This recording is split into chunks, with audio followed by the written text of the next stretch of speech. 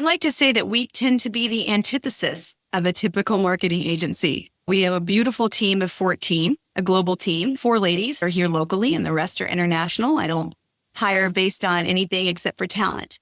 And our team is truly a servant leadership, white glove organization. Our company phone number is text enabled.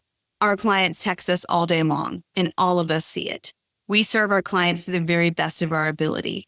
No one is in a standard package of services that we do exactly the same for another client. While we do have the fundamental elements of a traditional marketing agency, we follow best practices for SEO, paid media, branding, social media. Of course, we have our set packages, but we consultatively meet with every new client, establish their business goals, and then create a unique a la carte menu that marries our capabilities with their goals. We work with them in 90-day intervals to ensure that their goals are being met. But I am the world's biggest super fan. You're like a super fan. Welcome to the Business Superfans podcast. We will discuss how establishing business superfans from customers, employees, and business partners can elevate your success exponentially. Learn why these advocates are a key factor to achieving excellence in the world of commerce. We discuss the invaluable insights of business owners who have successfully implemented the strategies in the book to build their own team of devoted superfans. Gain insightful knowledge from the experts who create applications to help you create passionate superfans. This is the Business Superfans podcast with your host, Freddie D. Ready!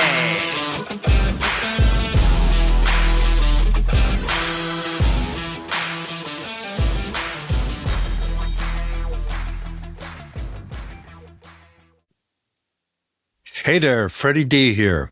In this episode 85, we're joined by Amber Gage, who is a third-generation entrepreneur, certified story brand guide, and the founder of Far Beyond Marketing. Growing up in a family of business owners, Amber learned early the values of resilience, hard work, and adaptability, qualities that have shaped her journey into becoming a sought-after marketing strategist over the past 15-plus years. She has worked across industries like home services, construction, SaaS, beauty, health, manufacturing, and more, helping businesses simplify marketing and build systems that create steady growth. Amber is the creator of the 4 C's of effective marketing, a proven framework that has transformed hundreds of businesses nationwide. She's also the author of the international bestseller, The Far Beyond Marketing Guidebook, and a speaker known for making marketing accessible, strategic, and even a little fun. If you're an entrepreneur looking for clear, actionable advice to grow your business with confidence and purpose, especially if marketing has felt overwhelming, you're in for a real treat today.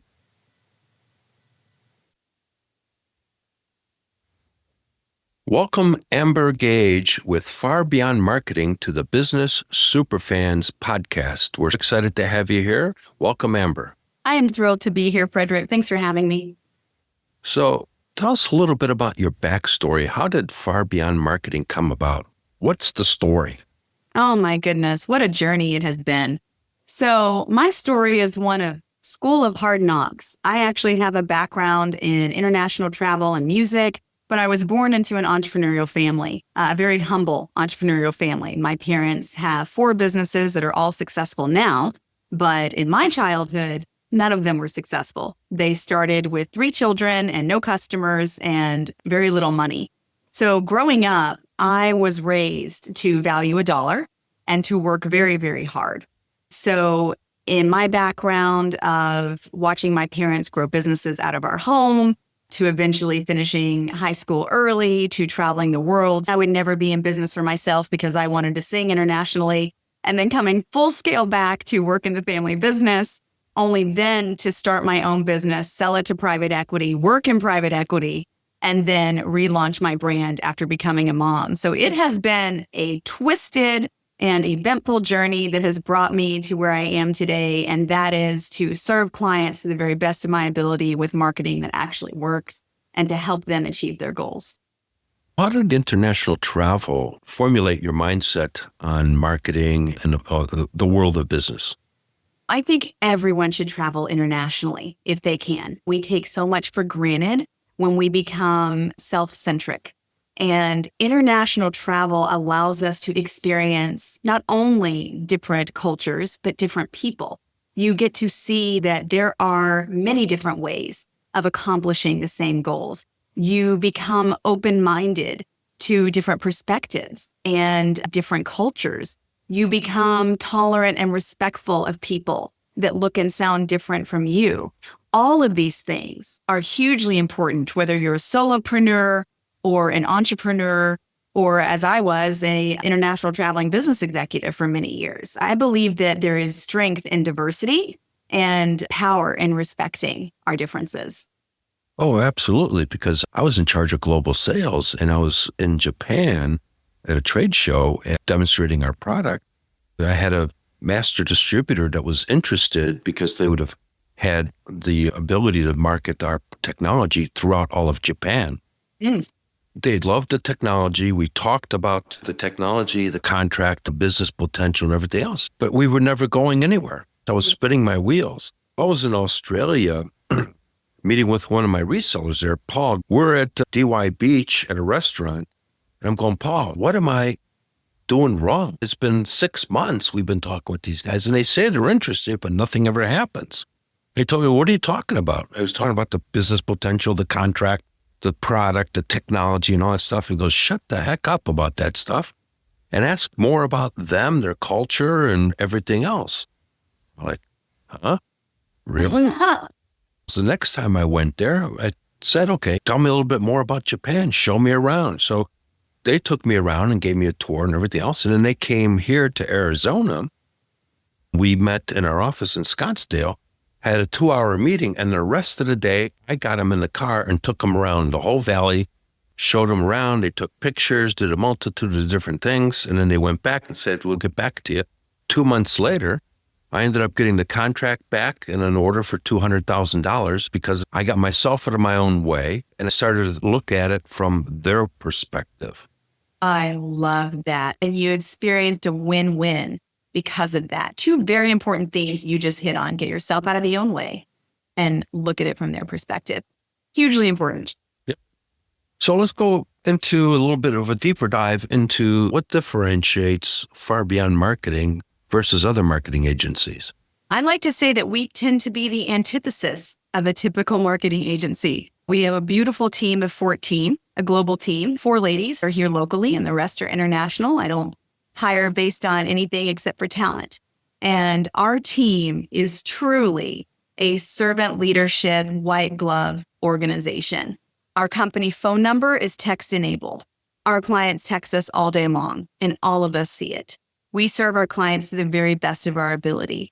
No one is in a standard package of services that we do exactly the same for another client. While we do have the fundamental elements of a traditional marketing agency, we follow best practices for SEO, paid media, branding, social media. Of course, we have our set packages, but we consultatively meet with every new client, establish their business goals, and then create a unique a la carte menu that marries our capabilities with their goals. We work with them in 90-day intervals to ensure that their goals are being met. We have a very high retention rate, but everyone knows that they are not happy.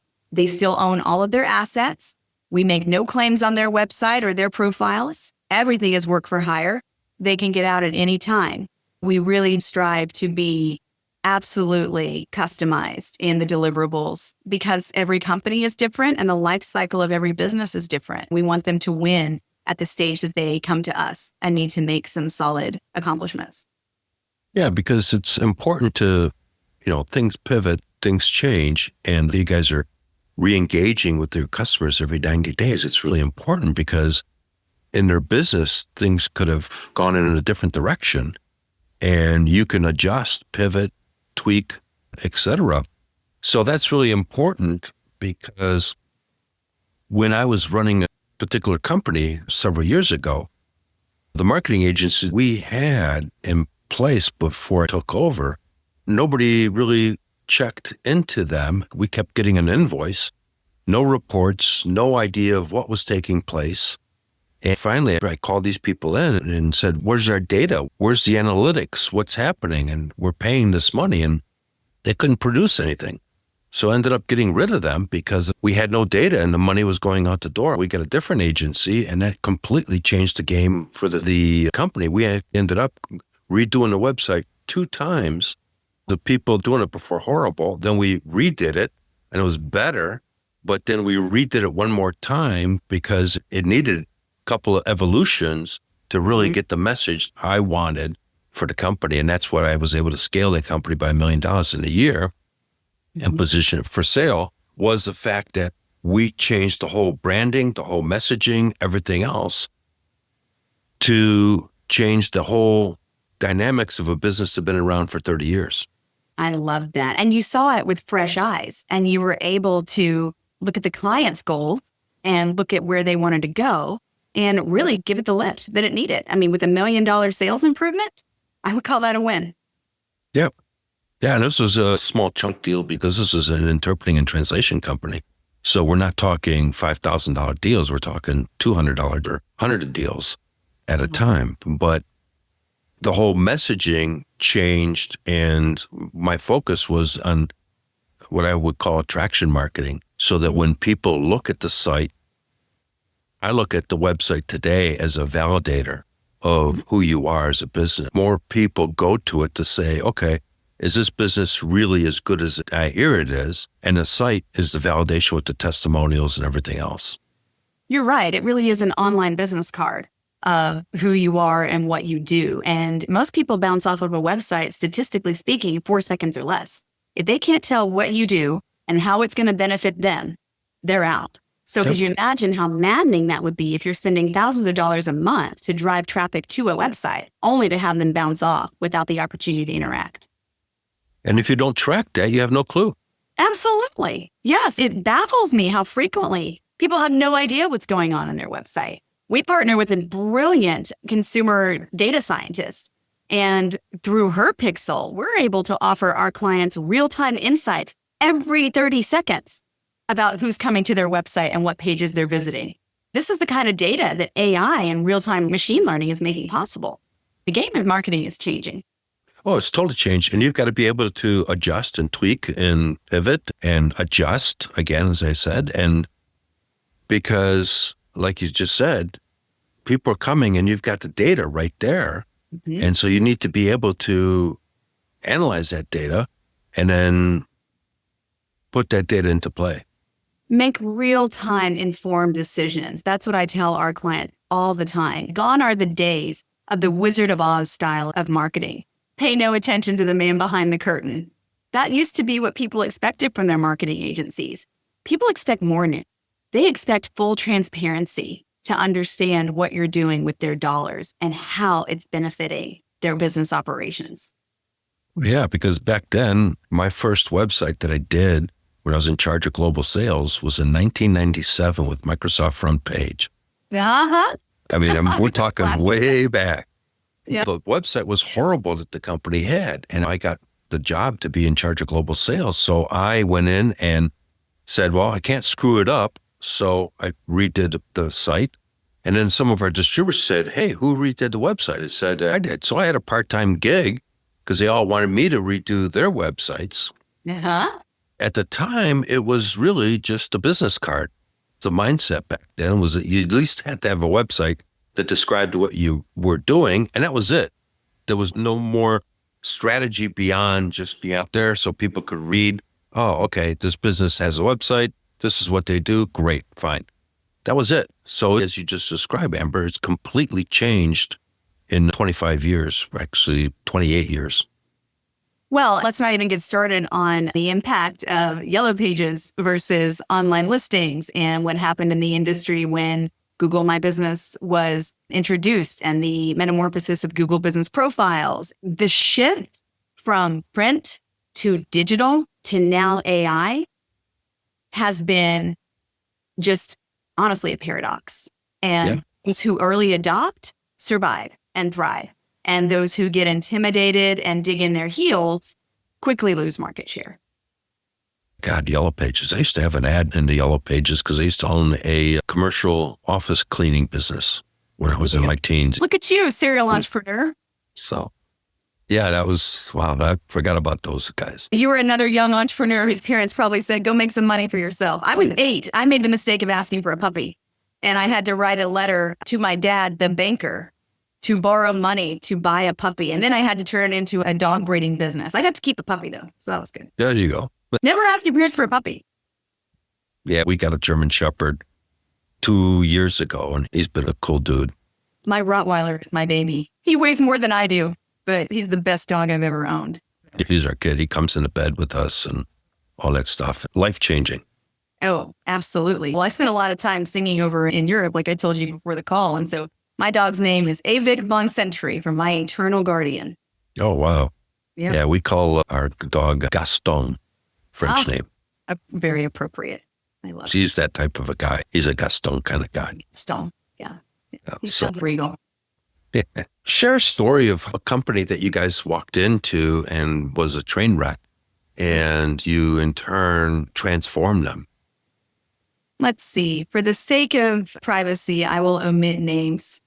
We really specialize in working with a couple of subsets of businesses. Entrepreneurs will always be my people because of my family background. And a subset of entrepreneurs is franchisees, because I find that many men and women buy into a franchise system under the promise of a business in a box. And effectively, what happens is they buy themselves a vocation, but they have grossly overlooked the challenge of getting that business launched, leveraged, growing. In this example, I'll tell you about an entrepreneur or a franchisee who had entrusted their marketing to 2 different parties. One was the franchisor and the internal support system of the franchisor's marketing team. And the other was a large national agency that was an approved vendor of the franchisor. All seemed to be fine until a Google algorithm change happened. They lost their accreditation on Google Business Profile. They lost their Google local search ads, which was 90% of their inbound leads. They were not well diversified in their local marketing. So apart from being listed on Google, nobody was finding them because no one had talked to them about guerrilla marketing, as they talk about in Marketing is War by Reese and Trout. Great book, by the way. No one had talked to them about the importance of diversifying online presence of paid ads, SEO, blogs, backlinks. They had just talked to them about Google. So when we stepped in, this company was down, absolutely down, probably 45% down year over year, and just really struggling. We met with them, reassured them that we would work with them to get them diversified and up and going. It took a whole month to clean up the mess of very poorly cobbled together Google Business Profile and online optimization. We cleaned it up. We finally wrestled away the access of their website from the national agency that had it under lock and key, and were able to access the back end, clean up the meta tags, clean up the SEO, clean up the keywords, get the client access to an asset that they had paid over $10,000 for. This is your business asset. How do you not have the keys? I mean, it's been mind-boggling how some agencies do that, because I had a digital marketing company for a while, and that was often the situation where people were locked out of their assets, as you just described. And more importantly, it was held as hostage. They wanted thousands of dollars to get what they already paid for. It does baffle me. I can't believe you don't know what you don't know. As a business Right. owner, you're great at providing a product or service. You shouldn't have to be a marketing expert to know that you need to ask for your GoDaddy credentials as well as your WordPress credentials. Who thinks that? True. That's one of the things that agencies like yourself have the credibility and the character to be transparent and share. Here's the data that we set up for you. Here's your information, and it's yours. You own it. I want to make sure you've got it. But if Yeah. anything happens, if I get hit by a bus, you're covered. That's what we tell every client, every single client. Some appreciate it, some take it for granted. But those who have been burned certainly appreciate it. So let's go on with the story. Yep. Yeah. So to wrap up the story, after about 3 months worth of work, the leads started flowing. We had consistent leads. Their dispatch board was full.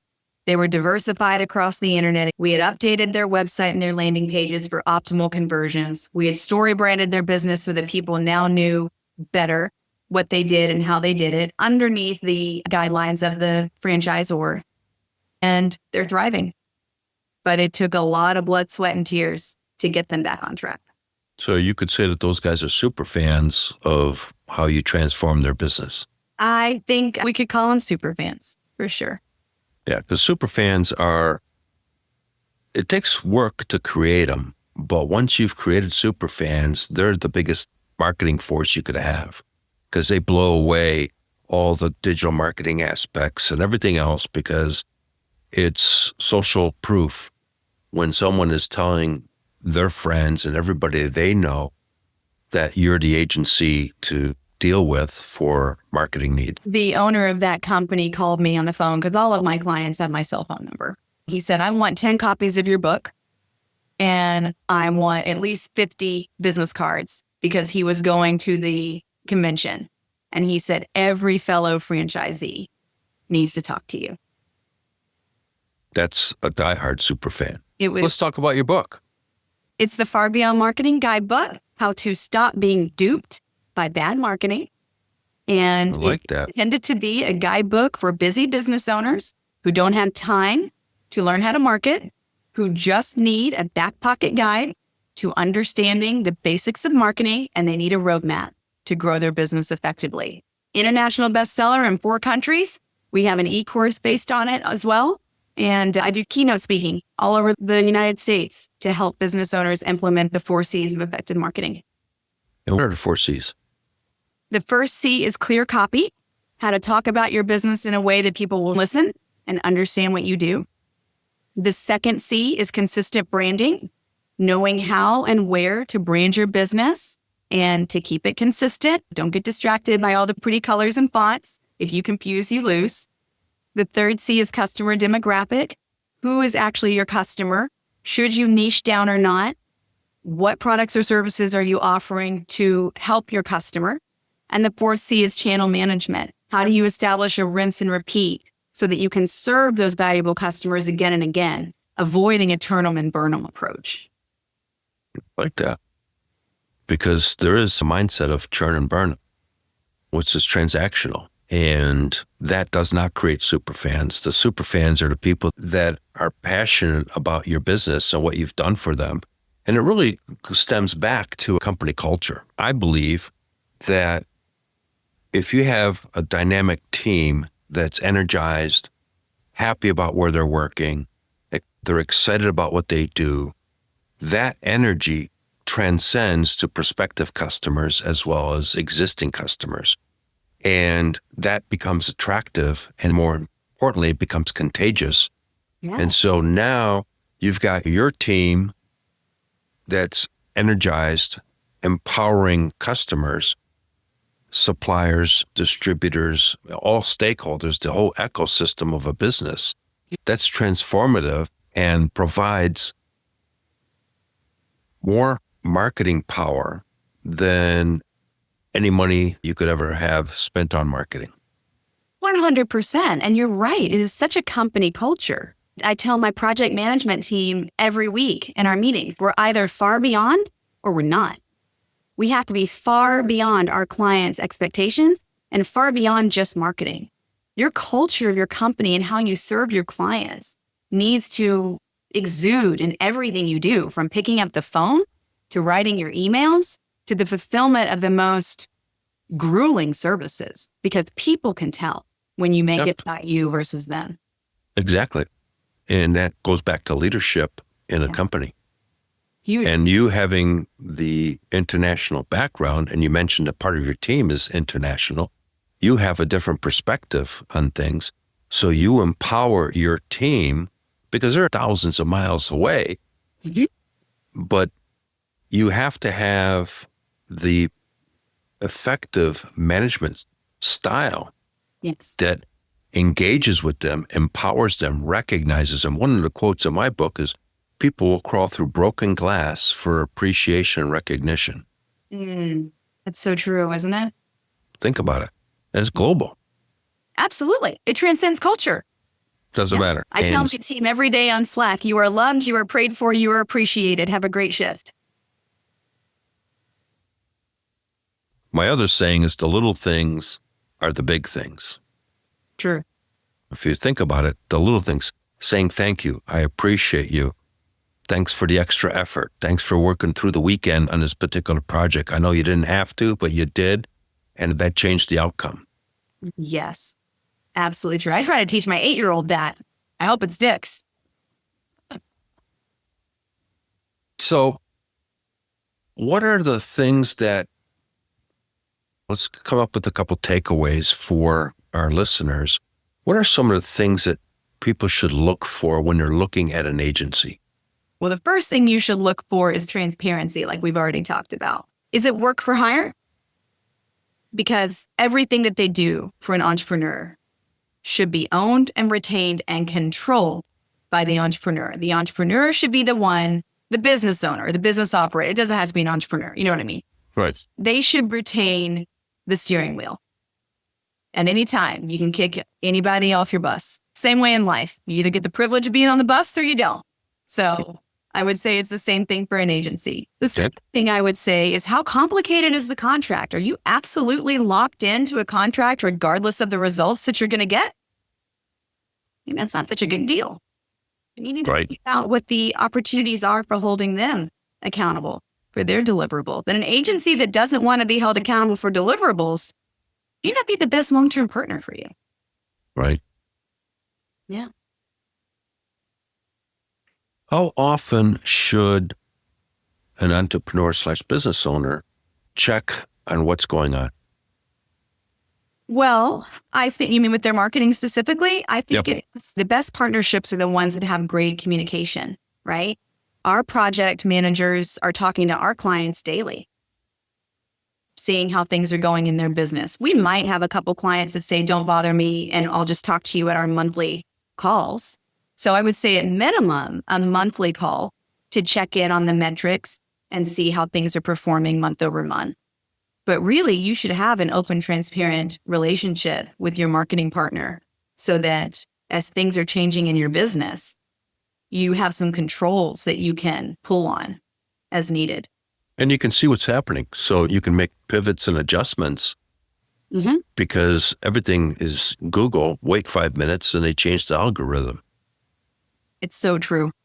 Dashboards are a huge thing, making sure that you have access to real-time data and dashboards for every aspect of your marketing, whether it's SEO or paid ads or website analytics. And people focus on Google, but everybody seems to forget that there's this other big search engine called Bing. YouTube actually one day eclipsed Google searches. Wow. So there's all kinds of things that are impacting Google's monopoly. So it's really important to make sure that you're in all the places that you need to be and making sure that you're engaging with your audience in a authentic way. Hugely important. Well said. So, Amber, as we come closer to the end here, do you have another story that you can share? I actually have a story of a precious marketing manager who asked to join our team because she loved being a client so much that when her life circumstances changed and she found herself looking for another job, I was the first phone call she made. And she said, it was such an amazing experience being a client of Far Beyond that I just wondered if you had any openings for someone like me. And we hired her. We just did there, I'm going to package it in my verbiage, is you had created a super fan of her for the services you had provided her, to the fact that she wanted to become part of your team. Think about that. You know, how transformative that was, that you've empowered that particular individual to want to become part of your organization. Yeah. So she's got to be your biggest fan. She's phenomenal. She really does a great job. There you have it. Yeah. As I say. Culture's everything, isn't it? It is. It is. So, Amber, how can people find you? How can they connect with you?